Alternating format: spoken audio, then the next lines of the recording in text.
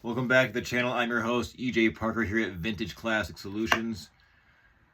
We have a special guest, if I may. This is my newest bottle in my EJ Parker antique black glass bottle collection. I got this a few days ago. I even did the unboxing. I think it was live.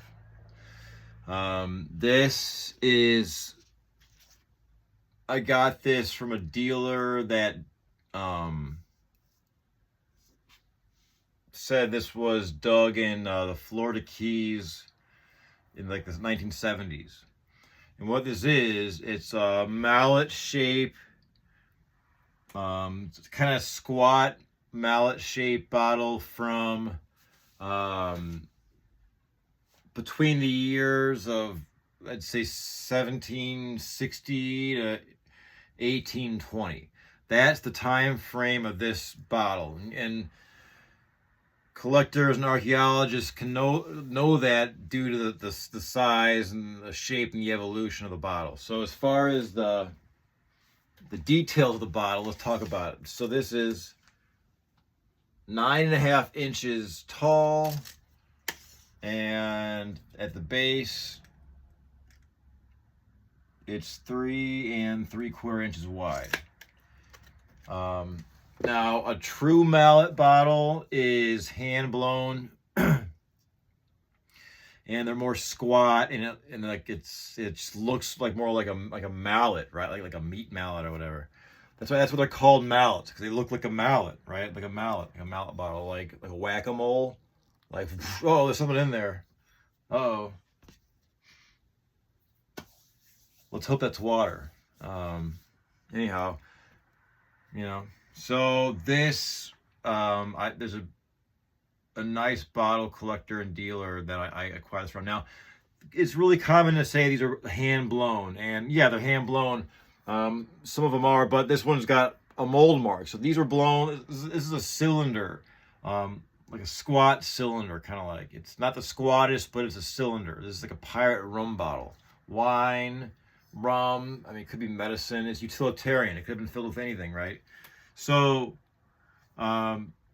this was blown in a mold and you can see this line, right? That's some kind of primitive mold. Now, what was it made out of? The earliest molds were made of hardwood, like beech, and then it moved, and that's like 1600s, Europe, like colonial. I even asked ChatGPT, my buddy, about the like what kind of molds were used in these cylinders that date from 1750 to 1820. So first was wood. I'll read what it says about the molds that these were blown into to make this shape. And again, you can see it's like a cylinder.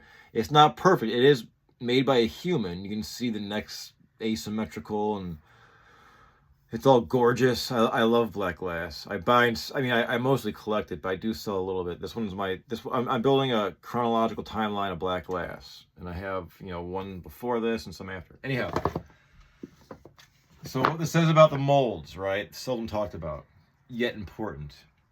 Wood. Early days of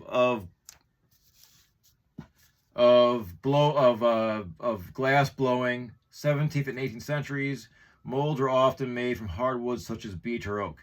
Wooden molds were soaked in water before use to prevent molten glass from burning the mold. Excuse me. The moisture also created a steam barrier that helped shape the glass. Wooden molds were used for simpler shapes, but they wore out quickly due to the high temperature of molten glass. So that's cool. Now, this is called a whittled. This pattern, this was not underwater, this was not sea glass, this was dug, as in my friend dug on the sand or dirt or whatever. So, and you can see where it's just scuffed. This has an eyeball, which is kind of bizarre. A weird side note, just a weird side note. I got this, I did the unboxing on YouTube. I drew this eyeball that I saw in my imagination really vividly. Like a day I drew this on December 3rd, 2024. And when I got this bottle, I'm like, wow, look at that eyeball. That looks just like the one I drew. You see that? Or is this just me?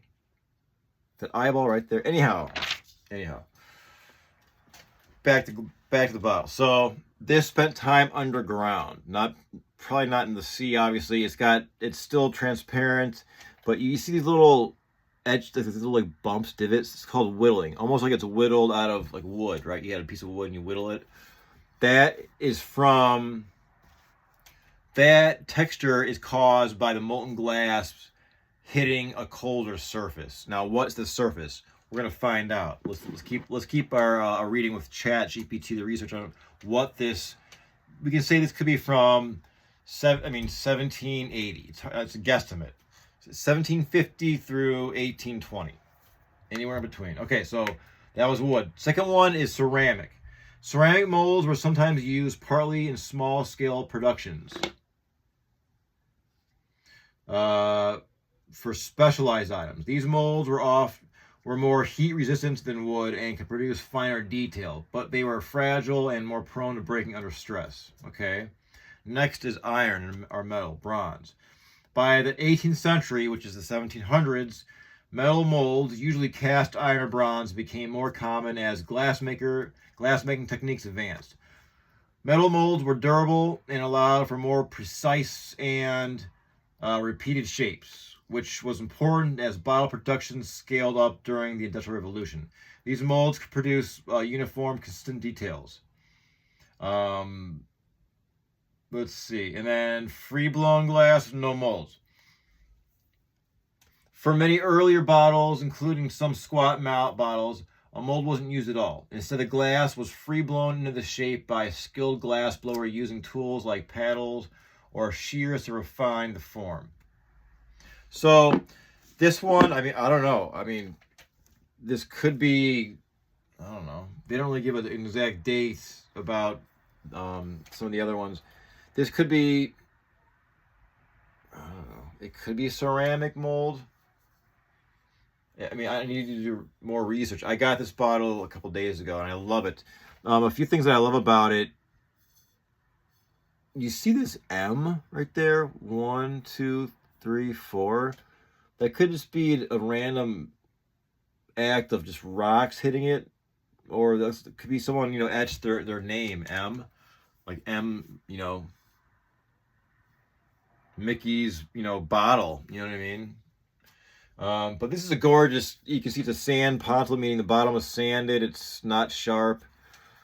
It doesn't really sit right. That's why I love it. And it's got this really nice kind of like defect right there. It's kind of like the why I had to get it. It cost me around $89 on eBay, which is not bad.